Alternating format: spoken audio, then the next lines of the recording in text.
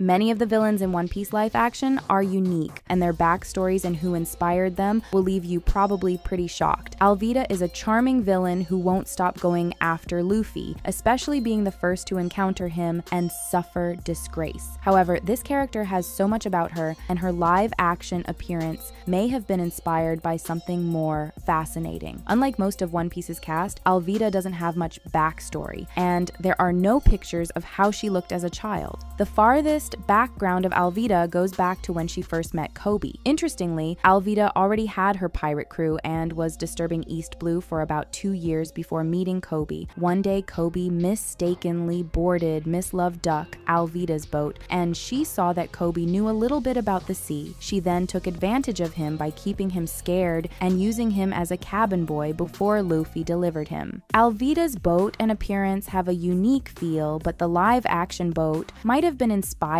by something else, as the design differs slightly from the animes. Many viewers might notice that Alvita has some resemblance to the Queen of Hearts because of the hearts on her ship, and her spiked iron club in the live action is close to one that the Queen of Hearts plays cricket with. While these might be clues to make the live action more fascinating for viewers, Alvita may have been inspired by another interesting character. During SBS-based trivia, Oda mentioned that female pirates were scarce because a female on a ship was assumed to mean bad luck in the past, and so a few female pirates at the time got away with that by disguising themselves as males. Alvita is based on one of those female pirates called Alweda. Just like the rest, she pretended to be a man and went on to become the Queen of Denmark. Before becoming the queen in the arranged marriage that her father, the Scandinavian king, planned for her, Alvita followed her passion and dressed like a sailor with some of her friends to command a ship.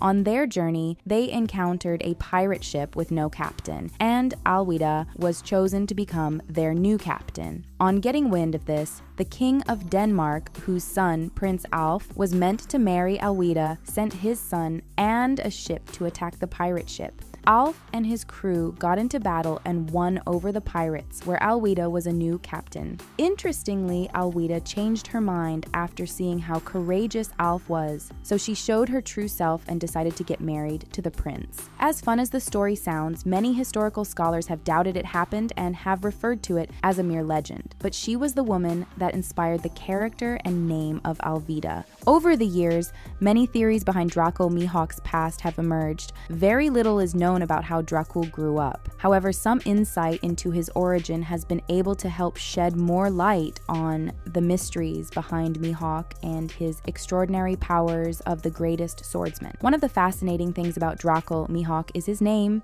and it was derived from Dracula. And just like Mihawk being the greatest swordsman, Dracula is known as the strongest vampire. However, the name Dracula means the son of the devil. The devil is known to One Piece fans as many gifted pirates got their powers from eating the devil's fruits. According to a well-detailed theory, since Mihawk didn't eat a devil fruit, he had a different agreement, as he was said to have sold his soul to the devil for his incredible skills. And that's precisely how Dracula sold his soul for power too. Interestingly, these two have more in common than you think, as Dracula didn't only inspire Mihawk's name, but the character's resemblance as well. Like Dracula, you would notice that Mihawk has pale skin and lives in a big castle. The theory continues by saying his pale skin is one of the signs that prove that his soul has been sold to the devil, as it meant that he was a walking empty body. Mihawk was known to be very ambitious, which was one of the ways he achieved being one of the warlords and the greatest swordsmen. He loved having duels with Shanks, since he had managed to conquer everyone, but he lost interest in this since Shanks lost one of his arms. When Gold Roger was executed, Mihawk was without his beard and wasn't wearing a hat.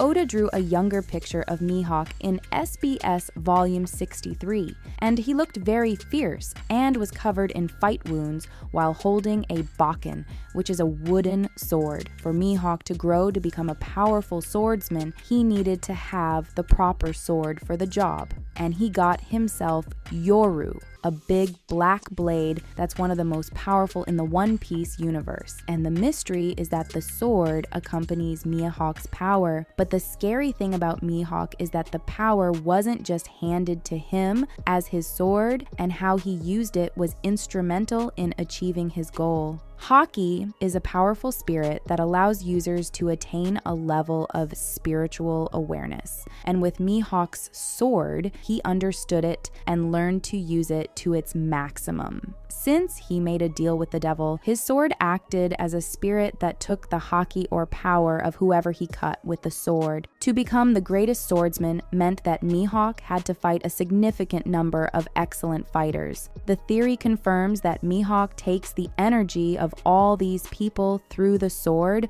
which was what truly helped him achieve his dream. And this is the same way Dracula, the vampire who inspired Dracul Mihawk, sucks blood to get people's strength. Next, we have the Black Cat Pirates Captain Kuro, who is, according to one theory, inspired by O'Brien, a fictional villain from George Orwell's novel 1984. One undeniable thing Kuro shares with O'Brien is the adjustment of eyeglasses. Kuro of 1,000 Plans is a derived name that points out Kuro's exceptional manipulative and planning skills. O'Brien has all of these qualities too. Aside from his remarkable resemblance to O'Brien, Kuro and his crew are like cats, which makes sense considering the name of their pirates team. The crazy thing is that cats have been proven to be natural manipulators, which perfectly suits the character. His intelligence took him towards Kaya when he got tired of running from Marines and bounty hunters. So he plotted the plan to leave his crew and fake his demise. He made Django the new captain, and the next time they were attacked, Kuro went after the Marine ship and got rid of everyone except Axehand. After that, he asked Django to hypnotize Axehand and another crew member, Nugire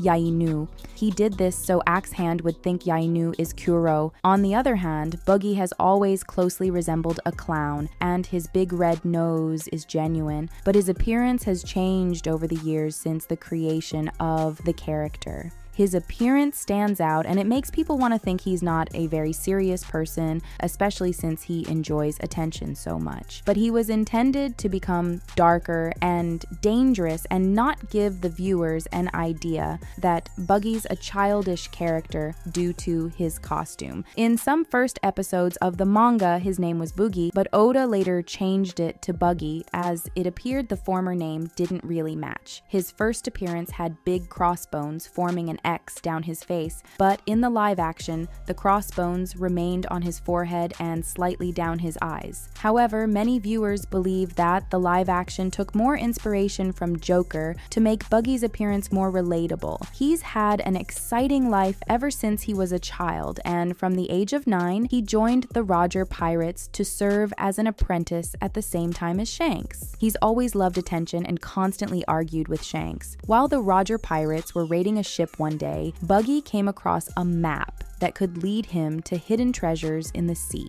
He kept it away from others, and when he spoke to Shanks after that, he was told that the crew laid their hands on a devil fruit during the raid. Buggy became more interested when he discovered the fruit was worth 100 million berries. Interestingly, he told the crew his intention to eat the devil fruit, but he had to create a fake version and eat it as the team watched. So that means he kept the original fruit and planned to take the fruit with the map he found to create a new life for himself and form his own crew.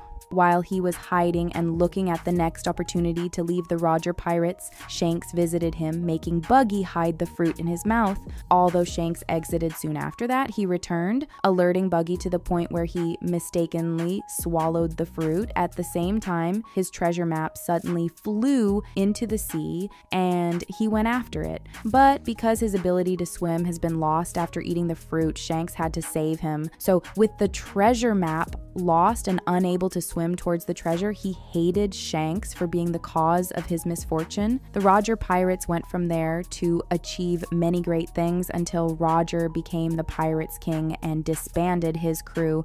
Then, when Roger was executed at the beginning of the live action, Shanks and Buggy were present soon after after Roger's execution, Shanks asked Buggy to join his crew, but he refused and created his own. What do you think of these backstories and inspiration behind some of the villains of One Piece? Share your thoughts in the comments, and thanks for watching.